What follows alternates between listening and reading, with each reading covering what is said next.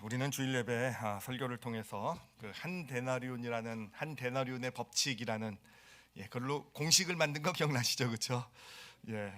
그 공식을 통해서 천국이 우리 삶 가운데 임하는 그런 믿음에 대해서 함께 나누고 있습니다.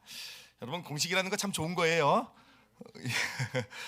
얼마나 좋습니까? 공식으로 딱딱 비교해가지고 공식에 넣어서 천국 딱 임하면 참 많이 편하고 좋지 않을까? 저는 그렇게 생각을 하긴 하는데 어찌됐든 여러분 공식을 한번 다시 한번 좀 보도록 할게요.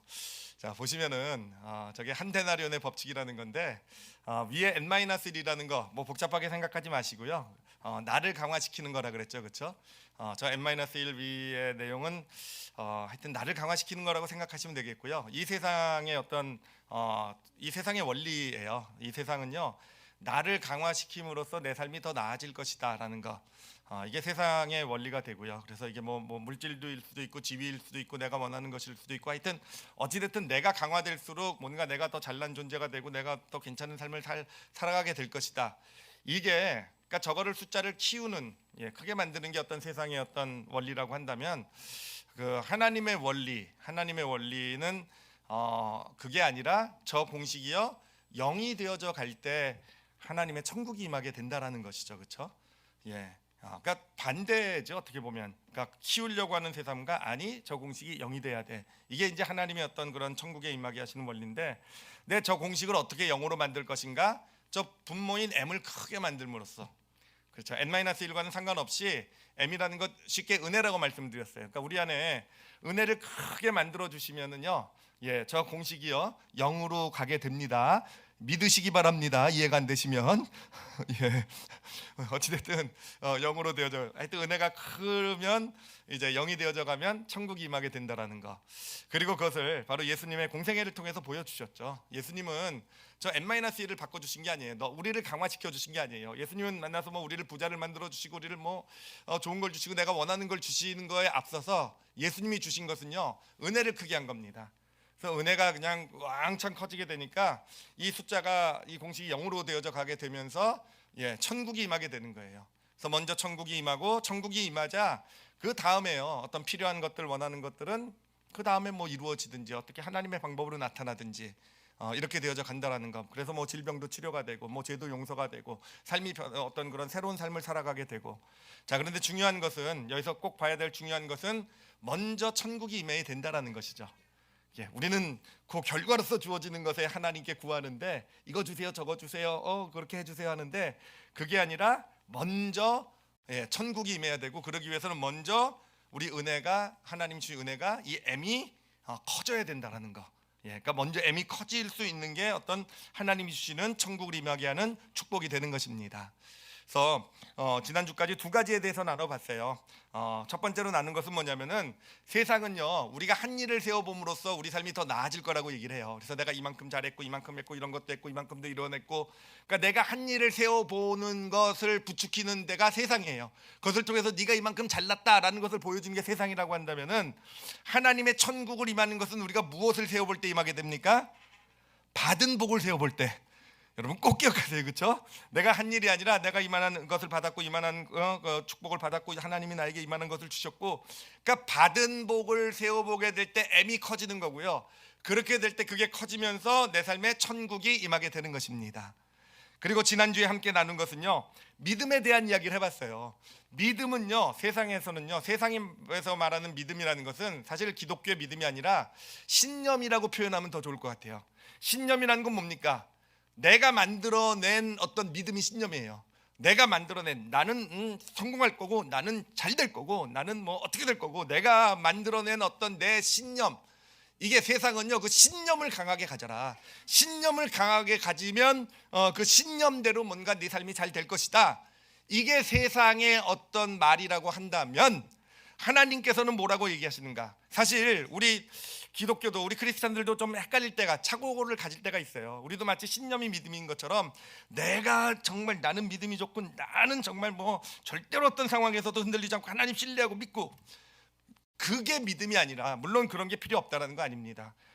살아가면서 어떤 그런 어떤 모습으로 우리가 당당하게 우리의 문제에 어떤 부딪혀 나가야 되겠지만, 특히 하나님 앞에 섰을 때만은요 여러분 그런 어떤 내 어떤 믿음이 아니라 정말 하나님 앞에 섰을 때는 믿음이 얼마나 내가 없는지를 볼 수 있을 때 그게 진짜 축복이 된다 그랬죠, 그렇죠?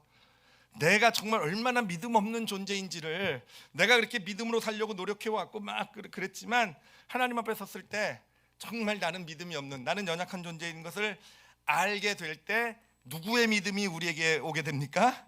하나님의 믿음이 오게 되는 거예요. 여러분, 아브라함의 믿음은요 자기의 믿음이 아니에요. 자손이 별처럼 많게 되겠다라는 게, 여러분 어떻게 사람이 그런 믿음을 갖습니까? 하나님의 믿음이세요. 하나님은 그런 믿음을 가지고 계세요. 아브라함의 자손이 별처럼 될 것이다. 근데 그 믿음, 아브라함이 어떤 연약함으로 서게 됐을 때 얼마나 믿음 없는지를 하나님 앞에 인정하게 될 때 하나님의 믿음이 주어지게 되는 겁니다. 그 믿음이 주어지게 되면요 그냥 믿어지게 되는 거고요. 그러면은요 천국이 임하게 되는 것이고요. 정말 믿음을 통해 천국을 경험하게 되는 것이고, 하나님께서 주신 어떤 그런 하나님의 역사도 나타나게 되는 것입니다.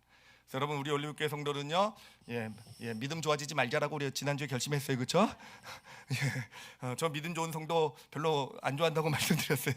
우리 교회 성도들은 다 믿음이 없었으면 좋겠다라고 말씀드렸는데, 여러분 믿음 없으신 분들 되시기를 예수님의 이름으로 축원까지 하기는 조금 부담되긴 하지만, 그래도 믿음, 정말 스스로 볼 때 얼마나 믿음 없는 존재인지를 아는 게 진짜 믿음의 축복인 줄 믿습니다. 자, 오늘은 이제 세 번째 시간으로요. 오늘은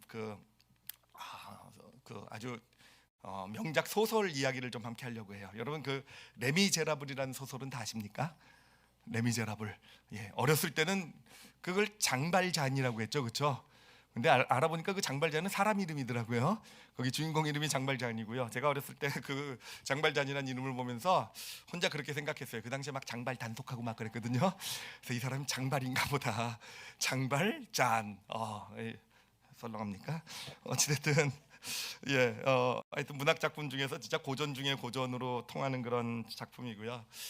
뮤지컬로도 또 영화로도 만들어진, 저는 물론 책도 읽어봤지만 영화가 기억에 좀 많이 남아 있는 그런 진짜 잘 만든 영화였던 그런 기억이 납니다. 오늘 바로 이 레미제라블 이야기를 좀 해보려고 해요.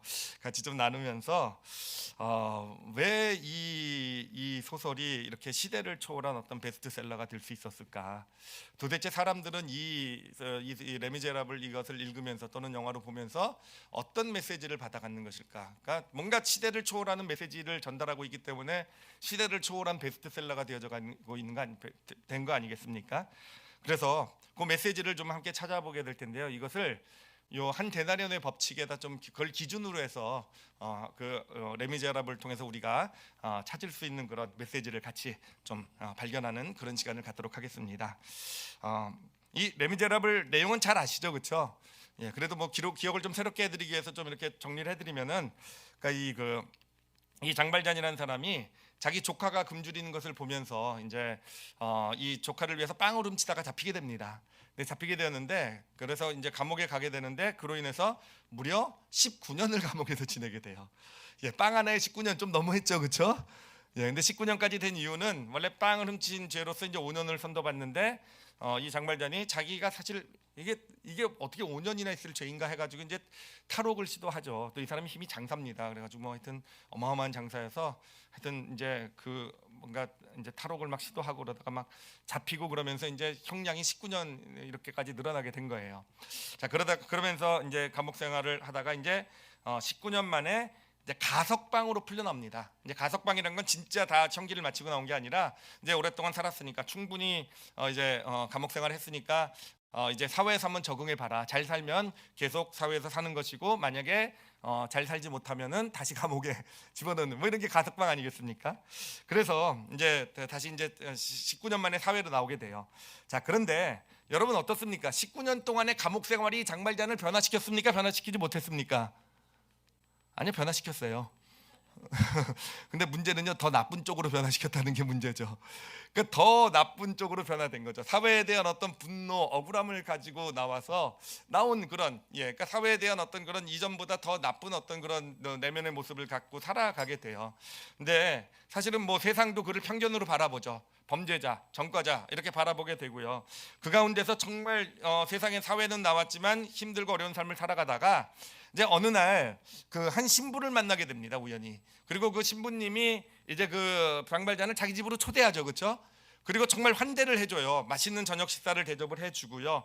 그리고 정말 좋은 따뜻한 잠자리도 마련해주는 아주 그런 정말 받아보지 못한 어떤 그런 친절 환대를 경험하게 돼요.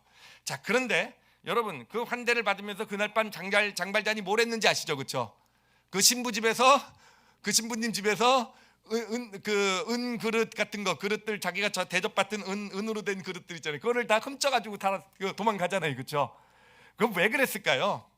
예, 그 마음 가운데는요, 그 정도는 할 수 있다고 생각했던 것 같아요. 이 사회가 나에게 빵 하나 훔친 것을 가지고 19년이나 나를 감옥에 살게 한 이 사회의 그 억울함, 내가 당한 것에 비하면 이 정도는 내가 당연히 할 수 있다라는 마음이 그놈 가운데 있었던 거 아니었겠습니까? 하여튼 그래서 이제 그 은그릇을 가지고 도망을 치는데 뭐 걸리죠, 뭐, 그렇죠? 그래서 경찰한테 걸리게 되고요. 그러면서 이제 은그릇 같은 게 있으니까 이제 어디서 났냐 그랬더니 이제 거짓말하죠. 선물로 받았습니다. 그랬더니 믿지 않고 이제 데리고 신부님의 집에 가게 되고요. 그래서 이제 신부님에게 물어보게 됩니다. 그렇죠? 이제 장발자는 뭐 끝난 거죠, 그렇죠? 이제 끝났다고 생각하고 있는데 그 신부님이 뭐라고 대답을 하냐면은 이 은초 때 내가 이분에게 선물로 준 것이 맞습니다 라고 얘기를 하죠, 그렇죠? 그리고 나서 이 장발잔에게 뭐라고까지 얘기하냐면은 이 은그릇 선물로 준 거 맞습니다 라고 얘기하고, 그런데 왜 내가 준 가장 좋은 저 은초 때는 안 가지고 가셨어요? 그래요, 그렇죠? 그리고 그 가방에다 은초 때까지 넣어줍니다. 예, 여러분, 우리 성도 중에서 이런 성도 없으십니까? 제가 그럼 집에 좀 찾아뵙도록 이렇게 예, 이렇게 이제 이게 이것을 이 신부님의 이런 어떤 친절을, 이런 호의, 정말 이걸 뭐라고 표현해야 될지 모르겠는데, 하여튼 이것을 경험하면서 이 장발자는요 엄청난 충격을 받게 돼요. 그렇죠? 혼란 가운데 빠지게 됩니다. 예, 그러면서 영화를 보면요, 그러면서 이제 장면이요 8년 후로 넘어가게 돼요. 8년 후로 넘어가게 되면서 프랑스의 한 이제 도시가 나옵니다. 근데 그 도시는요 아주 유명한 시장이 있어요. 마들렌이라는 시장이 있는데, 이 도시 시민들 가운데서는 그 뭐라 그러나 그 성인이라고 불리우는 시장이 있습니다. 성인이라고 불리는 시장이 있는데, 근데 실제 이 마들렌이 누구냐면은 바로 이 장발잔이 자기의 이름을 감추고 새로운 신분으로 만들어 가진 이름이 마들렌이에요. 그 마들렌 이름을 가지고 숨어 살면서 이제 자기를 감추고 살면서 하여튼 그런 좋은 일을 행하게 되면서, 선을 행하게 되면서 성인으로까지 인정받게 되면서 그 도시의 시장까지 된 거죠. 그리고 그 도시는요 프랑스 내에서 가장 범죄가 없는 도시로 유명해지게 됩니다. 자, 그렇게 이제 장발장이 이제 마들렌이라는 이름으로 시장으로 있는데, 근데요 이제 문제는 뭐냐면은 이 장발잔을 쫓고 있었던 경감이 있었어요. 그 경감의 이름이 혹시 기억나십니까? 누구죠? 기억날까 말까? 그렇죠? 예, 자베르 경감 혹시 기억나십니까? 예, 그 자베르 경감이라는 사람이요. 이 사람이 이제 장발잔이 이름을 감추고 사라졌잖아요, 그렇죠? 그때부터 이제 쫓기 시작한 거예요. 가석방으로 된 사람이 이름을 감추고 사라졌다는 것은 범죄가 된 거죠, 그렇죠? 그리고 이 사람이 볼 땐 당연히 뭔가 또 더 큰 죄를 저지르기 위해서 뭔가 이제 어떤 도망을 쳤다라고 생각하게 되면서 이제 이 장발잔을 쫓고 있었던 겁니다. 이제 쫓으면서 이제 이 도시까지 오게 된 거예요. 근데 이 사람이 볼 때 이 시장이요, 아주 훌륭한 이 시장이 장발잔하고 뭔가 많이 닮아 보인 거예요. 근데 설마 마들렌이 장발잔, 이렇게 상상은 못하게 됩니다. 자, 그러다가 어느 날 이제 장발잔이 그러니까 마들렌 시장이 업무를 보고 있는데 소식이 오죠. 어떤 한 사람이 큰 마차 바퀴에 깔려가지고 이제 사람들이 그를 구해내려고 건져내려고 하는데 건져내지 못하고 있고 죽어가고 있다는 소식을 들으면서 이제 시장인 장발장이 직접 가가지고요, 이 사람이 장사라 그랬죠, 그렇죠? 힘이 장사입니다. 그래가지고 정말 죽을 고생을 하면서 자기가 다쳐가면서 결국은 이 사람을 구해주게 돼요. 근데 이 사건이 문제가 된 게 뭐냐면은, 그거를 보고 있었던 이 자베르 경감이요, 어디서 많이 본 것 같은데 이렇게 되는 거예요. 그러니까 과거에 감옥에 있었을 때 그 장발잔이라는 사람이 그 힘이 장사라 그랬잖아요, 그렇죠? 하여튼 그런 뭐 인상 깊게 봤던 건데, 그러면서 혹시 장발잔이 이러고 막 의심이 빠지게 되는 겁니다. 자, 그렇게 돼가지고 이제 뒤를 캐기 시작하게 되는데, 근데 그때 어떤 일이 있었냐면은 장발잔이 잡혔다는 소식이 들려와요. 그러니까 진짜가 아니라 가짜죠, 그렇죠? 장발잔이 잡혀서 재판을 받는다는 소식이 들어오게 되고요. 그러니까 어떻게 됩니까? 이 진짜 장발잔 입장에서는요 잘된 일이죠, 그렇죠? 잘된 일 아닙니까? 드디어 가짜가 어찌됐든 장발잔이라고 해서 그 사람이 장발잔으로 다시 감옥에 가게 되면 자기는 완전히 자유하게 되는 거잖아요, 그렇죠? 저라면 그렇게 생각했을 텐데 우리 주인공 장발잔은 그렇게 생각을 안 해요. 그렇게 생각을 안 합니다. 그 사람이 그렇게 장발잔으로 이렇게 오해를 받고 감옥에 가는 것을 보면서 장발잔이 자기 신분을 밝혀요. 내가 진짜 장발잔입니다라고 신분을 밝히고요. 그리고 또 다시 도망자의 길을 떠나게 돼요. 그때 있었던 어떤 수양 딸을 데리고 이렇게 둘이 도망의 길을 가게 되고요. 이 자베르 경감은 이제 드디어 찾았잖아요, 그렇죠? 예, 드디어 저 범죄자를 찾았다 해서 악랄하게 뒤를 쫓아가게 됩니다. 장발자는 그렇게 쫓기면서도 하여튼 여러 가지 에피소드가 있죠. 그 가운데서 이제 여전히 사람을 도우면서 이렇게 살아가게 되는데 이제 이 자베르 경감이요, 이제 장발자를 잡기 위해서 그 당시 이 레미제라블의 배경이 되는 시대적 배경이 뭐냐면은 프랑스 혁명입니다. 예, 프랑스 혁명이요. 뭡니까? 그 프랑스 타락한 왕조를 이 부르주아 혁명을 통해서, 이 부르주아 계급이라는 거는 그 당시 도시 상인들이죠, 그렇죠? 근데 이 공업이 발달하게 되면서 도시 상인들이 돈을 벌게 되면서 세력을 갖게 되죠, 그렇죠? 그래서 도시 상인들, 어떤 지식인들이 이렇게 연합돼서 만들어진 어떤 계층이라고 볼 수 있고요. 이 부르주아 혁명을 일으키게 되고, 그래서 프랑스 왕조를 무너뜨리고 이제 새로운 정권이 세워지는 그 프랑스 혁명이 막 진행되던 시기가 바로 그 레미제라블의 배경이 되는 시기입니다. 자, 근데 이제 이 자베르 경감이 이 장발잔을 잡으려고 이 프랑스 혁명을 하고 있는 그 단체에 잠입을 하게 돼요. 자기 신분을 감추고. 그래서 장발잔을 잡으려는 순간에 자기의 들통이, 경감이라는 그 신분이 들통나게 되고요. 그래서 그 혁명단체 사람들에 의해서 사형 언도를 받게 됩니다. 그래서 사형 언도를 받아 이제 사형이 이제 집행이 되게 되는데, 그때 그 자베르 경감을 살려준 사람이 누군지는 이제 짐작하실 수 있겠죠, 그렇죠? 죽기 전 순간에 구해준 사람이 바로 장발잔인 거예요. 장발잔이 그를 구해가지고 데리고 나오게 됩니다. 자, 그렇게 데리고 나오게 되면서 이 자베르 경감에게는 일생일대 기회가 생기게 돼요. 누구를 잡을 수 있는 기회입니까? 장발잔을 잡을 수 있는 기회예요. 이제는 장발잔을 연행해가지고 수갑을 채워서 데리고 가면은 자기가 평생에 10년 넘게 쫓아왔던 드디어 그 죄인을 잡아놓고 사회 정의, 자기가 믿고 있는 이 사회 정의를 이루어내는 그런 일을 할 수 있는 딱 순간이 오게 되는데, 어떻게 되겠습니까? 이 사람이요, 그 순간에요, 이 혼란에 빠지게 되는 거예요. 혼란에 빠지게 되는 겁니다. 그래요. 자기가 생각하는 정의는요, 어떤 옳고 그름에 따라서 잘못된 행동을 했으면 그에 대한 대가를 치르게 하는 것, 그렇게 해야 이 사회의 정의가 유지된다라는 게 자기가 믿고, 그래서 그렇게 쫓아다녔던 그런 삶을 살아왔는데, 그 장발잔, 자기가 생각했던 그 죄인이라고 생각했던 그 장발잔, 위선자라고 생각했던 그 장발잔, 그 사람이 원수인 자기까지도 구해주는 것을 보면서 혼란에 빠지는 거죠. 자기 어떤 신념이 흔들리게 되고, 그러면서 결국 장발잔을요 놓아주게 돼요. 잡지 못하게 됩니다. 그리고 그 자베르 경감은요 스스로 목숨을 끊게 되는 그런 결과가 나오게 되죠. 그리고 나서도 이제 영화는 좀 더 진행이 되고요. 진행이 되면서 결국은 우리 사랑했던 딸과 그 사위, 혁명군에 있었던 사위, 또 하여튼 주변에 있는 사람들 이제 오해를 다 풀고요. 장발잔의 어떤 범죄자고 하여튼 그런 가운데서 오해를 다 풀고 결국은 그들이 지켜보는 가운데서 자신의 생을 마치게 되는 이야기. 잘 들으셨습니까? 저도 이거 정리하느냐고 제가 예전에 기억만 살린 것이 아니라 제가 인터넷을 얼마나 많이 뒤졌는지 몰라요. 다시 영화도 이렇게 조금 이렇게 내용도 이렇게 잘라진 것도 보고 하면서 이렇게 하여튼 열심히 준비를 했는데, 이제부터 진짜 우리가 생각해봐야 될 게 있어요. 뭐냐면은 도대체 이 레미제라블, 그 세계의 명작, 베스트셀러가 시대를 초월해서 우리에게 주고 있는 메시지가 무엇일까라는 거예요. 도대체 무엇이 그 책이 나왔을 때부터 지금까지도 사람의 마음을 움직이는 어떤 그런 메시지가 되고 있는가라는 것입니다.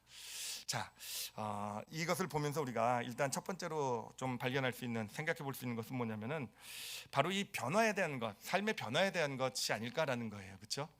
이 책이 사실 명확하게 대비해서 보여주는 것이요, 바로 그겁니다. 정말 사람을 한 인생을 진짜로 변화시킬 수 있는 게 무엇인가라는 거예요. 그러면서 대비해서 보여주는 게 그거잖아요. 법을 통해서 어떤 감옥에 가줌으로써 어떤 그런 그 뭡니까? 결국 법이나 감옥 이런 것들은 뭡니까? 옳고 그름을 통해서 이 옳고 그름이라는 것이 강력하게 그 사회에 세워지게 될 때, 그래서 이 옳고 그름에 따라서 이 사회가 유지되어져 가게 될 때, 그 옳고 그름의 어떤 그 사회 그 시스템 하에서 사람들이 살아가게 될 때 그 사람을 더 나은 사람으로 만들어갈 수 있을 것이다. 이게 바로 주는 메시지, 이 사회가 주는 메시지 아니겠습니까? 바로 이게 아까 한 데나리온의 법칙에서 보면은 이게 바로 그 N-1, 이 세상의 어떤 돌아가는 원리가 된다라는 겁니다. 그래서 옳고 그름이 강력하게 세워지게 되면 그것을 가지고 사람을 대하게 되면 그것이 그 사람의 인생을 사람의 삶을 바꿔서 더 나은 삶이 되게 할 것이다 라는 것이 세상의 주장이 되는데, 여러분 어떻습니까? 정말 장발잔을 변화시킨 것이 사회 정의였습니까? 옳고 그름이었습니까? 감옥에 가가지고, 감옥을 뭐라고 그럽니까? 교정기관이라고 그러더라고요. 교정기관. 교정이라는 건 뭐겠습니까? 바르게 고쳐가는, 가르쳐가는 기관이라는 거잖아요. 그가 그 교정기관에서 19년이라는 삶을 살았다고 해서 그가 정말 바르게 삶을 사는 더 나은 사람이 되어져 갔을까라는 거예요. 그렇잖아요, 그렇죠? 이 책이 보여주는 것은 이 장발잔이라는 한 사람을 변화시킨 것은요, 바로 그 한 신부님의 그에게 베풀어진 어떤 그 호의가 아니겠느냐라는 겁니다. 호의. 근데 이 호의가요, 이 신부님이 베푼 호의를 보면은요, 이 호의는요 정말 기독교가 말하는 은혜하고 정확하게 일치하고 있는 것을 보게 돼요. 여러분, 은혜라는 게, 기독교가 말하는 우리 신앙의 은혜라는 건 뭐냐면은, 은혜라는 것은요 그 본의미가 공짜 선물이란 뜻이에요. 여러분 은혜 받으셨습니까? 공짜 선물 받으셨다는 거예요. 오늘 교회에서 은혜 받고 돌아가시기 바랍니다. 공짜로 선물 드리겠다는 거예요. 다 받아가지고 공짜 선물이란 뜻이에요. 근데 이게 왜 공짜 선물이냐면은, 우린 보통 공짜로 주면은요 다 뭐죠? 공짜 뭐 싼 게 비지떡이고, 뭐 공짜 뭐 좋아하면 대머리 벗겨지고, 뭐죠? 하여튼 공짜라고 생각하면 우리는 다 가치 없는 걸로 생각하잖아요. 근데 성경이 말하는 은혜, 공짜 선물이란 뜻은 뭐냐면, 가치가 너무 커서 우리 인간의 힘으로는 그것을 그 값을 어떤 지불할 수가 없어서, 그렇기 때문에 어차피 누구도 지불할 수 없는 것, 그렇기 때문에 그냥 공짜로 선물로 준 것, 이게 은혜라는 뜻입니다. 그러니까 은혜라는 것은 뭐냐면은, 이렇게 정의하도록 할게요. 이거 꼭 기억하세요. 은혜는요 받을 자격이 없는 사람에게 주어지는 선물이 은혜입니다. 받을 자격이 없는 사람에게 주어진 선물이 바로 은혜예요. 자, 그럼 장발잔을 변화시킨 것은 무엇이겠습니까? 그가 받은 게 무엇이에요? 그가 그 순간 왜 그 사건이 그렇게 충격이 되었겠습니까? 왜 그렇게 신부님이 와가지고 내가 선물로 준 것이 맞아요라고 얘기하고, 왜 은초 때는 가져가지 않았습니까? 라고 그 범죄자인 모든 사람이 손가락질하고 모든 사람들이 전과자 취급하면서, 그렇죠? 그런 사람에게 어떤 그 신부님이 한 말, 그것이 그에게 왜 그렇게 충격이 됐고 그 삶을 변화시키는 능력이 됐겠습니까? 받을 자격이 없는 나에게 주어진 거잖아요. 이런 사랑을, 이런 은혜를, 이런 신부님이 이런 베푼 이런 것을요 자신이 받을 거라고는 상상도 못했단 말이에요. 이 사회에서는요 빵 하나 훔친 걸 가지고 자기를 19년이나 감옥에 살게 만든 게 이 사회예요. 자기가 큰 죄도 지지 않았는데 전과자라는 이유만으로서 아무 일도 하지 못하고 오히려 사회에 나가서 더 힘들고 고통스럽게 살게 만든 게 사회 정의라는 이름으로요 이 사회란 말이에요. 스스로도 어느샌가 그렇게 살아가면서 나는 그런 존재라고 여겼던 장발잔인데, 이 신부님이요 정말 그 어떤 베푼 어떻게 보면 그 친절 하나가 그게 성경이 말하는 은혜가 되었던 겁니다. 받을 자격이 없다고 생각했던 장발잔에게 주어진 그런 선물인 거예요. 그리고 그것이 그 삶을, 장발잔의 삶을 변화시킨 겁니다. 여러분 이게 여러분 예수님의 이야기 아닙니까? 전 이걸 보면서 예수님이 하신 일이 생각나더라고요. 예수님을 만난 사람들마다 삶이 변해요. 근데 예수님이 만난 사람 삶을 변화시키는 건 어떻게 변화시킵니까? 예수님은요 옳고 그름을 통해서 삶을 변화시키지 않으시더라고요. 옳고 그름을 제시해가지고 이게 옳고 이건 그러니까 옳게 살아야만 너가 더 나은 사람이 되고 하나님의 자녀로서 너가 축복받을 것이고, 예수님 그렇게 사람에게 다가가지 않으셨어요. 그거는 종교 지도자들, 예수님 당시에 그런 사람들이 했던 일이에요. 오늘 우리가 읽은 본문을 보더라도요 이 음행의 현장에 잡힌 여인을 보면서 이 종교 지도자들은 뭘 내세웁니까? 옳고 그름을 내세우잖아요, 그렇죠? 옳고 그름, 이렇게 음행을 하다 잡힌 여인은 돌에 맞아, 성경에 그렇게 얘기하고 있습니다. 성경이에요, 그렇죠? 성경이 그렇게 얘기하고 있습니다. 옳고 그름을 가지고 근데 여러분, 그 옳고 그름이 이 여인을 변화시켰습니까? 아니잖아요. 이 여인이요, 이 성경 구절을 몰랐을 리가 없어요. 그가 어떤 음행의 어떤 죄에 빠지면서도 그 옳고 그름을 몰랐을 리가 없습니다. 그도 유대인이고요, 그렇죠? 하나님의 백성으로 살아가고 있으면서. 그렇지만 그 옳고 그름이요, 결코 그를 변화시키지 못하고 오히려 자신의 힘든 어떤 처지 가운데서 오히려 그 옳고 그름은 죄책감만 주고요, 그 여인이 죄로 빠져들어갔는데 어떤 도움도 되지 못했다는 거예요. 근데 그 여인을 변화시킨 게 뭡니까? 예수님이요. 어떻게 해요? 옳고 그름을 가지고 따졌습니까? 아니잖아요. 그 여인의 편에 가서 서줬잖아요. 아무도 그 여인의 편에 가서 서지 않았는데, 심지어는 그 동네에 있는 그 자신의 처지를 잘 아는 사람들도 지금 자신에게 돌을 던지려고 다 모여가지고 지금 자기를 다 그렇게 죽이려는 눈으로 쳐다보고 있는 그런 가운데 예수님이란 분, 하나님의 아들이라고 그러시는데, 거룩한 분이라고 하시는데, 그분이 갑자기 자기 편에 서주신 거예요. 돌 맞는 자리에 끝까지 함께 해주신 거예요. 여러분, 이런 게 뭐라고요? 은혜예요. 전혀 생각지도 못했어요.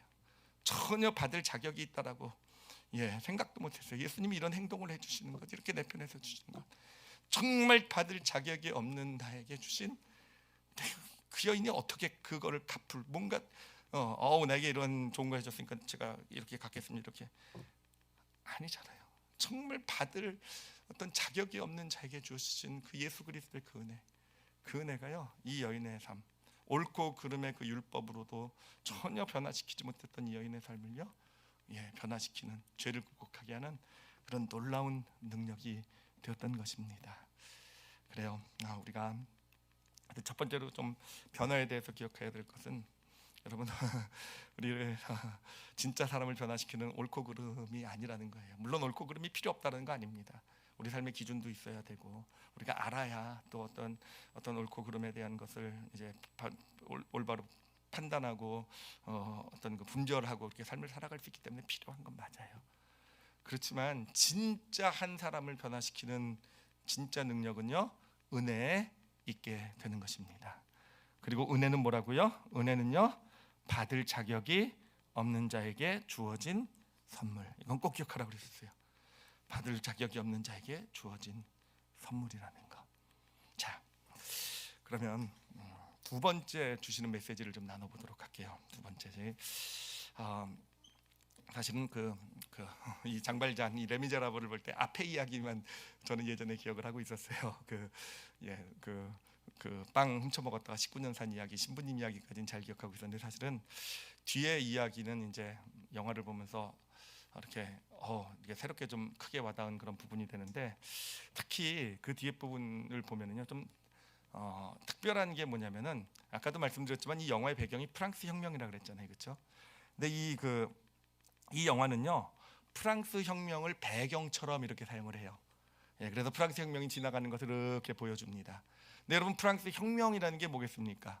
옳고 그름의 정의를 실현해낸 게 프랑스 혁명이잖아요, 그렇죠? 그 프랑스 왕조의 그 타락 그 가운데서 정말 국민들이 신음하고, 이 사회가 이 프랑스가 무너져가고 망가져가는 어떤 그 왕조의 타락을 보면서 이 옳고 그름을 올바로 세우기 위해서 이 부르주아 계급이 일어나서 일으킨 혁명, 이게 바로 프랑스 혁명이죠, 그렇죠? 그래서 세계가 시민혁명, 부르주아 혁명 굉장히 높게 평가하는 게 이게 이제 프랑스 혁명이 되는데, 여러분, 이 영화가요, 진짜 그 소설도 그렇고요, 정말 대단하고 느껴지는 게 뭐냐면요, 이 영화는요, 그 프랑스 혁명을요, 하나의 배경처럼 사용을 해요. 배경처럼. 그러면서 무엇을 보여주고 있냐면은 배경처럼 프랑스 혁명, 옳고 그름을 위해서 목숨을 걸고 싸우고 막 이런 혁명 이런 게 이루어지고 있지만, 진짜로 그 안에서 보여주고 있는 것은요, 그 안에서 여전히 힘겹게 살아가고 있는 일반 사람들의 이야기를 해나가고 있어요. 그러니까 일반 사람들에게는요, 그래요, 옛날 타락한 왕조가 다스리든, 지금 프랑스 혁명이 일어나가지고 그 부르주아 계급이 사회 정의를 외치면서 옳고 그름을 실현해 나가서 있든, 그것과는 상관없이 그냥 그것은 저들의 이야기인 거고, 이 안에 살고 있는 진짜 일반 사람들의 삶은요, 여전히 고달프고 여전히 힘들고 여전히 고통 가운데 살아가고 있는 것을 보여주고 있는 거예요. 그러면서 무슨 이야기를 하고 있습니까? 그러면서 그런 프랑스 일반 국민들의 힘든 삶 가운데서도 그래도 소망이 되고 빛이 되는 것이요, 바로 이 장발장 같은 사람이라는 걸 보여주고 있는 거 아니겠습니까? 정말 범죄자로 낙인을 찍히고 정말 사람들에게 손가락질 받지만 그럼에도 자기가 받은 은혜가 있기 때문에 그 신부님으로부터 받았던 그런 정말 자격 없는 존재가 받았던 그런 선물을 받은 그런 장발장이 그것을 가지고 내가 받은 어떤 자격도 없는 나에게 주어진 선물, 그러므로 나도 이것을 누군가에게 베풀겠다. 그래서 자기 옆 주변에 있는 한 사람 한 사람에게 그 은혜 받은 선물을 나눠준 그 장발잔의 그 삶을 통해서 이 사회는 진짜 바닥으로부터 그 밑으로부터 변해가고 있다는 것, 진짜 살만한 곳이 되어져 가는 것은 저 옳고 그름을 위한 무슨 혁명이다 뭐다가 아니라, 여러분 혁명이 일어났어도요, 그 영화 보면 끝에 보여준 게 뭡니까? 그걸 결국 옳고 그름을 가지고 피해 숙청이 일어나고요, 그래서 그 잔인한 어떤 인간들의 모습이 나타나게 되고요, 어떤 그런 것을 보여주면서 그러나 진짜 어떤 따뜻함이 흐르고 살만한 세상, 소망이 이루어지는 것, 이 장발잔이나 한 사람의 어떤 그런 삶을 통해서 나타나고 있는 것을 보여주는 것, 여러분 그것이, 저는요 이걸 보면서 야, 이것이야말로 정말 우리에게 전해주고 있는 메시지가 아니겠는가. 정말 제가 이 장면을 보면서 생각난 성경의 구절이 하나 있어요. 생각난 성경 구절이요, 하박국서 2장 14절이에요 하박국서 2장 14절을요 우리 같이 한번 읽어보도록 할게요. 유명한 구절입니다. 같이 읽겠습니다. 시작. 이는 물이 바다를 덮음같이 여호와의 영광을 인정하는 것이 세상에 가득함이니라. 뭔가 어디서 많이 들어본 구절이죠. 찬양으로 유명한 구절인데요, 여러분 이 구절이 어떻게 나온 거냐면은 물이 바다 덮음같이 여호와의 영광을 인정하는 것이 세상에 가득해진대요. 근데 이 말씀이 어떻게 나왔냐면 하박국 선지자가요, 이스라엘의 타락을 보고 하나님 앞에 호소한 겁니다. 이스라엘이 하나님을 믿는다고 하면서도 죄악 가운데 빠져 지내는 것을 보면서 하나님, 이 사회를, 이 나라를 언제까지 그냥 두고 보시겠습니까? 어떻게 하시는지, 하나님의 정의가 실현되게 하시옵소서. 심판을 내리시든지, 하나님께서 어떤 심판의 사자를 보내시든지, 하나님의 정의가 다시 새롭게 이 땅을 새롭게 하게 해주시옵소서. 이게 하박국 선지자의 부르짖음이었어요. 그에 대한 하나님의 답이 무엇인지 아십니까? 그에 대한 하나님의 답이요, 바로 뭐냐면요, 한 사람의 무릎꿇음이라는 거였어요. 하나님의 은혜를 받은 한 사람의 무릎꿇음을 통해서, 그 한 사람의 은혜를 경험한, 정말 내가 자격 없는 자가 받은 그 선물을 받은 그 한 사람이 그 받은 선물이 고마워서, 마치 장발잔이 그랬듯이요, 그 받은 선물이 고마워서. 장발잔 이야기를 보면 그런 내용이 나와요. 그 마차에서 구해줬다는 그 스토리 있잖아요. 그 구해준 사람이요, 장발잔에게 그 구원받은 사람이 그렇게 얘기를 해요. 시장님, 저를 이렇게 제 목숨을 구해주셔서 정말 감사합니다 그랬더니 장발잔이 그렇게 대답을 해요. 아니요, 감사한 건 접니다. 정말 제가 받은 그 정확한 월딩은 절대로 아니겠지만 하여튼 제가 의역을 하는 거예요.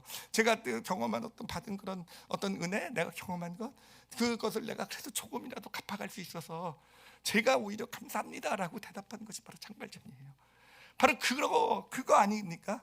한 사람의 무릎꿇음이, 그래서 한 사람이 내가 받은 은혜를 가지고 그것을 그래도 받지, 자격 없는 내가 받은 것, 그래도 그것을 갚기 위해서 누군가에게 또 그런 은혜를, 선을 베풀게 되시고요, 또 그 사람이 또 선을 베풀게 되고.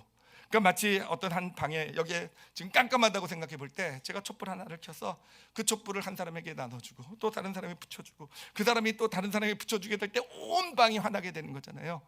바로 그렇게 이루어진다는 겁니다. 이는 물이 바다 덮음같이 여호와의 영광을 인정하는 것이 세상에 가득합니다. 여러분, 이 사회를 변화시키는 능력은 바로 여기에 있는 줄 믿습니다. 아니, 단순히 크게 사회뿐만 아니라 가정을 변화시키고 어떤 모임을 변화시키고 교회를 변화시키는 힘이 바로 여기에 있는 줄 믿습니다. 세상은요, N-1 법칙을 가지고요, 정의가 실현되면 사회가 바뀔 거라고 얘기를 해요. 정의가 실현돼서 옳고 그름이 올바르게 서면, 그래서 그거 가지고 싸우는 거잖아요. 내가 정의고 내가 옳고 그름이고, 그래서 힘을 얻으면 내 옳고 그름을 가지고 내가 더 잘 사는. 근데 우리가 경험해 온 게 무엇입니까? 아니, 하나님께서 우리에게 알려주신 것이 무엇입니까? 그게 아니라는 거예요. 그게 아니라는 겁니다. 하나님, 정말 이 사회가 변하고 정말 더 좋은 사회가 이루어지게 되는 그것은요, 정의를 가지고 내 정의 옳고 그름이 간처가 아니요, 정말 은혜 받은 한 사람이, 장발장 같은 한 사람이, 우리 성도들은 다 장발장이 되시길 바랍니다. 범죄자가 재란 증인 아니시고요, 은혜 받은 한 사람의 그 무릎 꿇음이요, 그래요, 가정에서 은혜 받은 내가 무릎 꿇음이 받은 은혜를 또 누군가에게 베풀게 되고, 그것이 흘러가서 변화되어져 가는 게 바로 하나님의 참된 변화의 원리가 되게 되는 것입니다. 제가 요즘 이제 아주 재밌게 하고 있는 모임이 이 금요 남자들 독서 모임이에요. 참 감사한 것이 그 모임에는 믿음 없는 사람들밖에 없어가지고 정말 믿음 없는 소리가 많이 나오고요.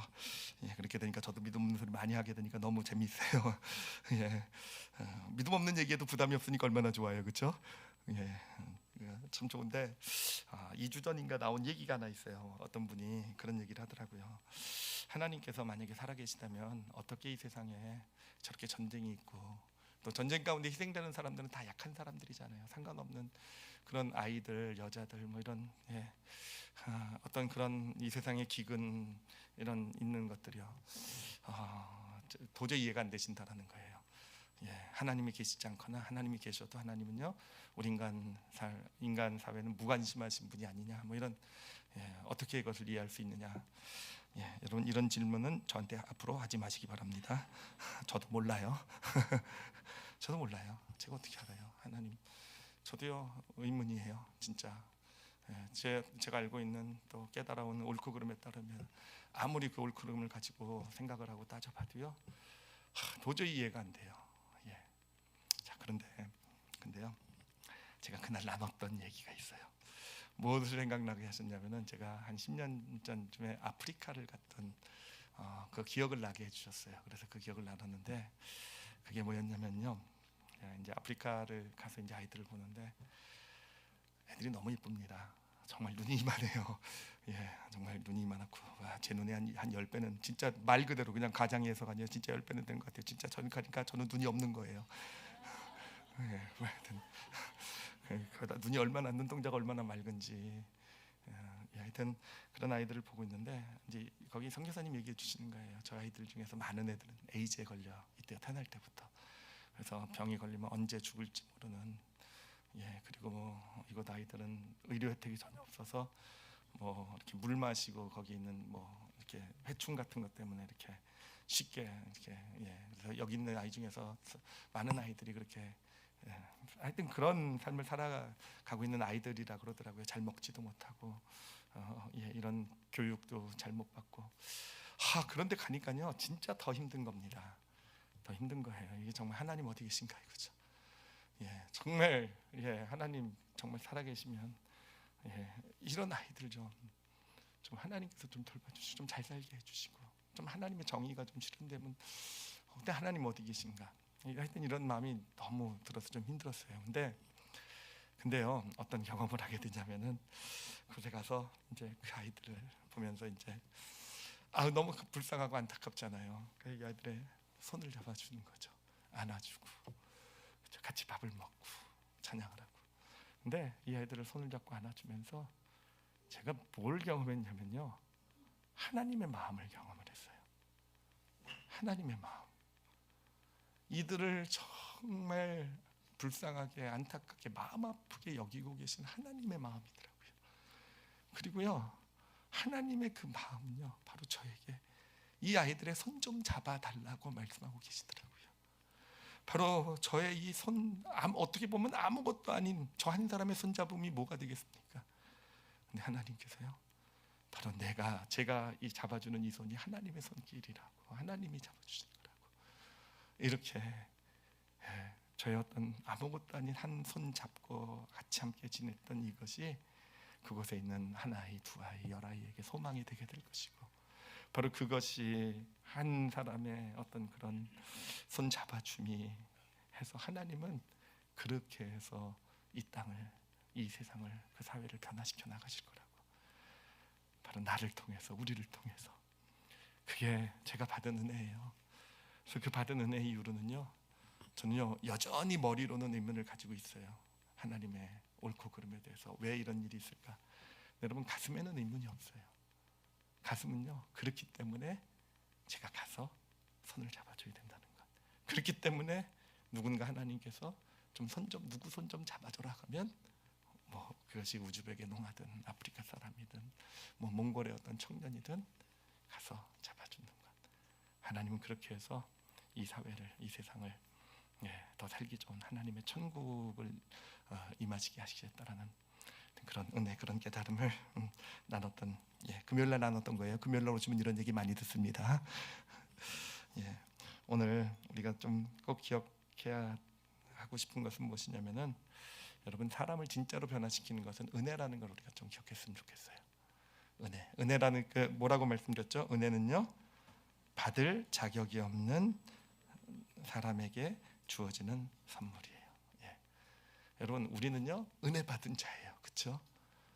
구원받았다라는 것은요 정말 받을 자격, 내가 무슨 자격이 있어서 구원받은 거 아니잖아요. 하나님 보시기에 우리 준환이 똑똑한데 공부도 잘하고 쟤 뭐 크게 될 떡잎부터 벌써 크게 되래야 내가 너는 내 자녀 삼겠어. 저를 그렇게 선택하셨는 줄 믿습니다. 왜 비웃으세요? 아닌가 보죠. 우린 다 은혜 받은, 그렇죠, 정말 받을 자격이 없는 그런 존재가 구원이라는 하나님의 자녀가 됐다는 놀라운 선물을 받은 자예요. 그것이 우리 영혼에 있었으면 좋겠어요. 어느샌가 잊어버리고 살아. 은혜가 사라졌기 때문에 어느샌가 옳고 그름을 가지고 사람들을 재단하고 그것을 가지고 마치 내가 너를 변화시킬 수 있을 것처럼 착각하며 살아가게 되는 게 우리의 모습이 아닌가 해요. 우리 안에 그 은혜가 있다고 한다면 우리는 은혜를 베풀 수 있을 거예요. 그리고 그 은혜가 내 주변의 영혼을 변화시키는 놀라운 힘과 능력이 되어져 가는 것입니다. 내 은혜가요, 다시 한번 묻습니다. 받을 자격이 없는 사람에게 주는 거라고 그랬어요. 여러분, 아내들에게 묻습니다. 남편들이 여러분의 은혜를 받을 자격이 있습니까? 없죠. 우리 남편들도 동일해요. 우리 남편들도, 우리 남자들 모임이잖아요. 북클럽에서 얘기하는 게 도대체 왜 저러는지 모르겠어가 공통적인 얘기예요. 도대체 왜 아내들은 정말 이해가 안 돼요. 얼마나 재밌는지 몰라요. 저만 그런 줄 알았더니 다 그러시더라고요. 받을 자격이, 자녀들을 볼 때요, 우리는요 어쩌면 자격이 없다고 생각하는 것 같아요. 아니, 어쩌면 너무 옳고 그름만 가지고 자녀를 내가 바른 길로 이끌 수 있다고 생각하는 것 같아요. 아까도 말씀드렸지만 옳고 그름을 정확하게 알려주는 건 너무 중요해요. 그렇지만 진짜 이 자녀의 삶을 바꾸는 것은 그 자녀가요 받을 자격이 없다고 생각할 때요, 그때 은혜를 베풀어 주시기 바랍니다. 그 은혜가요 그 마음을 움직이는 거예요. 그 삶을 움직이는 거예요. 자녀의 삶을 바꿀 수 있는 그런 능력이 될 것입니다. 저는 우리 올리브 교회가 그런 교회가 될 수 있었으면 좋겠어요. 이 교회, 올리브 교회뿐만 아니라 이 땅의 교회들이 그런 교회가 될 수 있었으면 좋겠어요. 세상의 옳고 그름을 가지고 세상은 늘 싸우고 있잖아요. 내가 옳다, 이게 정의다라고 싸우고 있을 때 교회도 거기에 한편이 돼가지고 이 정의가 실현돼야 이 사회가 더 좋은 사회가 되고. 하나님의 길은 그렇지 않았잖아요. 예수님의 길은 그렇지 않았잖아요. 그렇잖아요. 예수님은요 그냥 한 영혼 손 잡아주신 분이 예수님이잖아요. 교회는 그렇게 세상을 변화시키는 것이 아니라 옳고 그름을 가지고 누가 옳고 누가 틀리고 그렇게 해서 이 세상을, 이 사회를, 속한 마을을, 동네를, 지역을 변화시키는 것이 아니라 바로 한 영혼의 손을 잡아줌으로써, 은혜를 베품으로써 이 사회, 이 세상을 변화시켜주고 하는 기관이 하나님이 세우신 교회인 줄 믿습니다. 우리 올리브교회 오시는 분들은요 그 은혜를 느꼈으면 좋겠어요. 정말 깜짝 놀라는 우리 아이들이 좀 경험했으면 좋겠어요. 여기는 세상은 늘 자격 조건을 따라가면서 옳고 그름을 가지고 대우해 주는 데서 진짜 은혜가 뭔지 그 은혜를 경험하는 아이들, 우리 또 이곳에 오시는 성도들이 되어져 가게 될 때 이곳이 교회가 천국이 되어져 가게 될 것이고 진짜 삶이 변해가는 그런 놀라운 축복의 현장이 되어져 갈 줄 믿습니다. 여러분, 예수님의 십자가를 기억하세요.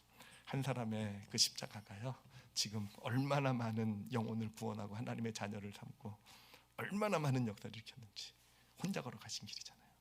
그 한 사람이 자신이 되기를 소원하시길 바랍니다. 그 한 사람의 무릎꿇음이 내가 되어서 그렇게 은혜 받은 자로서 정말 하나님의 손과 발이 되어서 정말 이 땅 가운데 하나님의 나라를 이루어가시는, 영혼을 변화시켜 나가는 데 쓰임 받으시는 그런 저와 여러분이 되시기를 예수님의 이름으로 축원합니다. 기도하시겠습니다. 이 시간 기도하실 때요 무엇보다도요 우리가 또 억지로 뭔가 내가 은혜를 베풀어야 되겠다라고 생각하는 것도 맞지 않다고 생각해요. 중요한 건요, 먼저 내 안에 은혜가 있어야 돼요. 예. 여러분, 구원받은 은혜가 좀 우리 안에 좀 새롭게 될 수 있었으면 좋겠어요. 내가 정말 하나님 예수 그리스도 믿게 되고 이렇게 교회 다니게 되고 하나님 자녀가 되게 된 거요, 내 힘으로 된 거 아니잖아요, 그렇죠? 자, 받을 자격이 없는 나를 하나님께서 이끌어 주신 거잖아요, 그렇죠? 그 은혜가 좀 우리 안에 좀 새롭게 되기를 기도했으면 좋겠어요. 예, 그리고 또 믿음의 길을 걸어오신 분들은 한번 돌아보세요. 받은 은혜가 얼마나 많습니까? 내가 자격이 있어서 받은 겁니까? 그렇지 않잖아요. 자격이 없는데 하나님께서 나에게 주신 그 놀라운 선물들, 예, 어떤 이웃의 손길을 통해서 주신 그 놀라운 선물들, 그것이 우리 영혼 가운데 좀 있었으면 좋겠어요. 그래서 정말 내가 내 주변의 누군가에게 나도 장발잔처럼, 물론 소설의 인물이긴 하지만 예수님처럼 그렇게 하나님이 찾으신 한 사람의 무릎꿇음이 되기를. 받을 자격이 없는 사람이에요. 내가 볼 땐 전혀 받을 자격이 없는 사람이라 한다 할지라도, 그렇죠, 용서받을 자격이 없고요, 내 호의를 받을 자격이 없고, 내 친절을, 내 어떤 섬김 헌신을 받을 자격이 없는 사람, 오히려 그런 사람일수록요 하나님 주신 기회일지도 몰라요. 마치 자신의 집에 호의를 베풀었는데 물건을 훔쳐간 장발잔에게 은초 때까지 내어줄 수 있는 어떤 그런 것이요, 부족하지만 은혜를 알고 나에게도 그런 은혜가 흘러갈 수 있는 그런 믿음이 있을 수 있었으면 좋겠어요. 그리고 우리 교회가 그런 은혜로 풍성한 올리브 교회가 되기를, 이 땅의 교회들이 되기를, 우리 다 같이 오늘 말씀 놓고요 함께 잠시 통성으로 기도하는 시간 갖겠습니다. 하나님 아버지 감사합니다. 하나님 아버지 감사합니다. 아버지, 생각해보면 여전히 우리는 은혜가 필요합니다. 하나님, 또 우리 주변 이웃들에서 정말 은혜가 필요한 우리 이웃들, 성도들이 있음을 봅니다. 하나님, 무엇보다도 육신의 질병 때문에 고통하고 있는 하나님 우리 성도들에게 하나님의 은혜를 부어 주시옵소서. 하나님, 자격이 있어서가 아닙니다. 자격이 없기에 하나님, 그러기에 하나님의 사랑이 그에게 부어질 수 있다고 믿습니다. 하나님, 우리의 기도가 하나님의 손과 발이 되길 원합니다. 우리의 사랑을 나누고 위로를 나누는 것이 하나님의 손과 발이 되길 원합니다. 하나님, 그래서 그렇게 우리 아프고 또 물질의 문제 가운데 있고 또 삶의 어려움 가운데 있는 분들에게 하나님의 받을 자격이 없는 자에게 부어지는 놀라운 하나님의 선물, 그 은혜가 부어지게 하여 주시옵소서. 하나님, 정말 많이 감사합니다. 말씀이요 그냥 깨달음으로 끝나지 말게 해주시고, 하나님, 그 은혜를 누군가에 베푸는 그런 축복을 누릴 수 있었으면 좋겠어요. 하나님, 받을 자격이 없는 자에게 선물을 주는 게 그 예수님의 그 마음이 이것이었겠구나. 하나님, 우리가 엿볼 수 있는 기회가 될 것 같아요. 하나님, 받을 수 없는 자격이 없다고 생각할 때 오히려 하나님, 정말 사랑과 호의, 은혜, 친절을, 용서를 베풀 줄 아는 저희들이 되게 하여 주시옵소서. 감사드리며 예수님 이름으로 기도드렸사옵나이다. 아멘.